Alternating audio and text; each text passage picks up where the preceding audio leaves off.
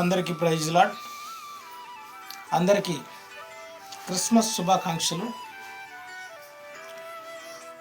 ఈ క్రిస్మస్ శుభాకాంక్షలు తెలియజేస్తున్నాను. అందరి జీవితాల్లో మన ప్రభువైన యేసు క్రీస్తు జీవించాలి.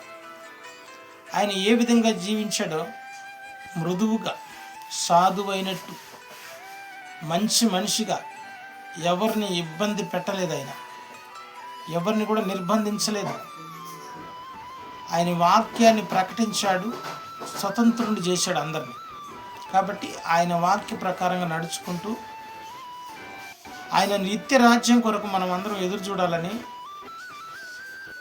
ఆయన ఆశ ఈ లోకానికి ఏ విధమైన రీతిగా ఆయన వచ్చాడో, ఏ ఆశ కొద్దీ ఆయన వచ్చాడో ఆ ఆశ మనం అందరం నెరవేర్చాలని, ప్రభువైన యేసుక్రీస్తు మాదిరిగా మనం జీవించాలని ఈ క్రిస్మస్ పండుగ పర్వదినాన మీ అందరికీ తెలియజేస్తున్నాను.